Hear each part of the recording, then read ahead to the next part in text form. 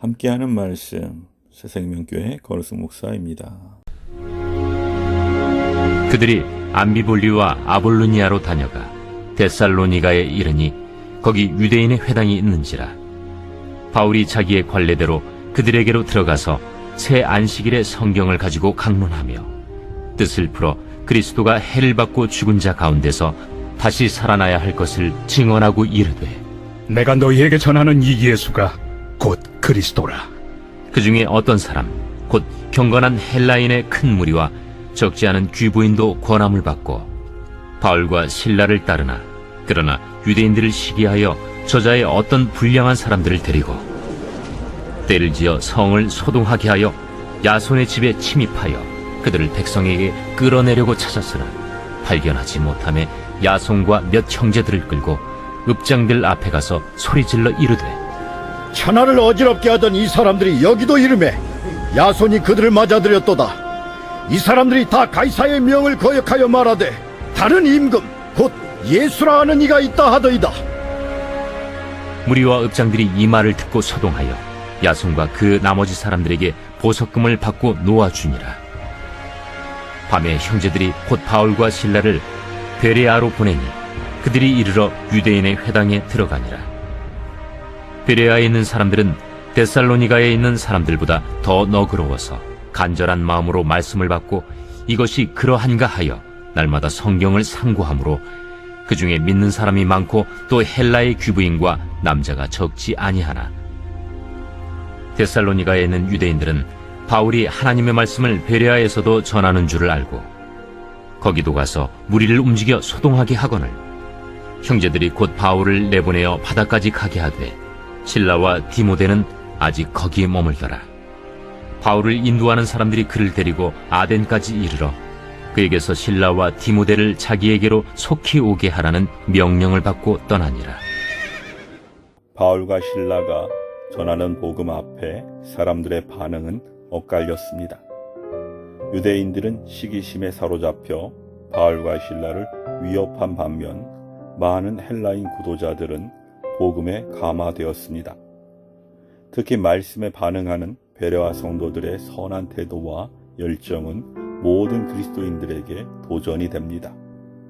우리가 그들에게 배워야 할 태도는 무엇일까요? 하나님은 말씀으로 이 세상을 창조하셨고 한 사람을 구원하실 때에도 말씀을 사용하십니다. 그래서 우리가 하나님의 말씀을 대하는 태도가 바로 영혼의 구원과 직결됩니다. 그런데 오늘 본문에서 베레아 성도들은 데살로니가 사람들보다 더 고결한 마음을 가지고 있다는 칭찬을 들었습니다. 왜냐하면 하나님의 말씀을 대하는 그들의 태도가 특별했기 때문입니다. 그들은 기꺼이 말씀을 받아들였습니다. 이는 구체적으로 어떤 태도를 말하는 것일까요? 그것은 먼저 주의 깊게 말씀을 듣는 것에서 시작합니다. 말씀을 들을 때는 다른 잡다한 생각들에 흔들리지 말고 하나님의 뜻을 알고자 집중해서 말씀을 들어야 합니다. 자신의 생각을 하나님의 말씀에 굴복시켜야 합니다. 많은 경우 사람들은 하나님의 말씀을 들으면서도 자신의 생각을 고집하고 때로는 자기 판단에 부합하는 말씀만을 취하려고 합니다. 이러한 태도로는 하나님의 뜻을 온전히 깨닫기 어렵습니다. 영적 부요함을 경험하기는 더더욱 어렵습니다. 사도 바울은 하나님의 말씀을 경청할 때 믿음이 생긴다고 말씀하고 있습니다. 그러므로 하나님의 말씀을 대할 때마다 마음을 활짝 여시기 바랍니다. 목마른 사슴이 물을 찾듯 간절한 마음으로 하나님의 말씀에 집중하시기 바랍니다.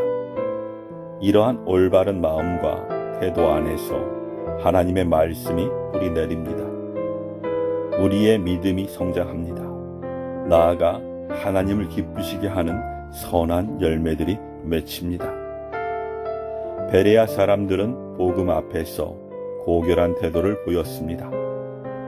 그들은 하나님의 말씀을 날마다 되새기고 그 말씀을 더 깊이 알고자 공부했습니다. 그 결과 그들은 바울이 전한 복음이 참된 진리임을 확신하는 데까지 이르렀습니다. 하나님의 말씀을 상고한다는 것은 바로 이러한 태도를 말하는 것입니다. 이런 태도야말로 예수님이 비유에서 말씀하신 옥토 같은 마음입니다. 예수님은 말씀을 대하는 사람들의 4가지 태도를 비유로 가르치셨습니다. 그 중에서 가장 많은 열매를 맺는 옥토 같은 마음은 하나님의 말씀을 듣고 마음에 간직하고 지켜 열매를 맺는 마음입니다. 우리의 신앙이 성숙하고 하나님이 기대하시는 선한 열매를 맺기 위해서는 말씀을 듣고 지식을 쌓아가는 것만으로 부족합니다. 우리가 생활하면서 부딪히는 문제들 속에서 자기 경험과 자기 방식 대신 하나님의 말씀대로 순종함으로써 우리가 받은 말씀이 참된 하나님의 진리임을 깨닫는 경험이 축적되어야 합니다. 만약 오랜 신앙생활을 하면서도 영적 성숙을 경험하지 못해 답답하다면 하나님의 말씀을 공부하고 그 말씀대로 구체적인 적용을 시작하시기 바랍니다. 주님은 하나님의 말씀을 사랑하는 것이 곧 주님을 사랑하는 것이라고 말씀하셨습니다. 우리가 하나님의 말씀을 사랑함으로 그 말씀을 연구하고 그 말씀에 순종할 때 주님은 더 풍요로운 영적 축복을 우리에게 허락해 주실 것입니다. 베레아 사람들은 하나님의 말씀을 경청하고 연구했습니다. 말씀에 대한 선한 태도로 인해 그들은 영적으로 건강하게 성숙하며 데살로니가 사람보다 더 고결하다는 칭찬을 받을 수 있었습니다. 우리가 말씀을 아는 것만큼 우리는 하나님을 아는 것이며 말씀에 순종하는 것만큼 하나님을 사랑하는 것임을 늘 기억하시기 바랍니다.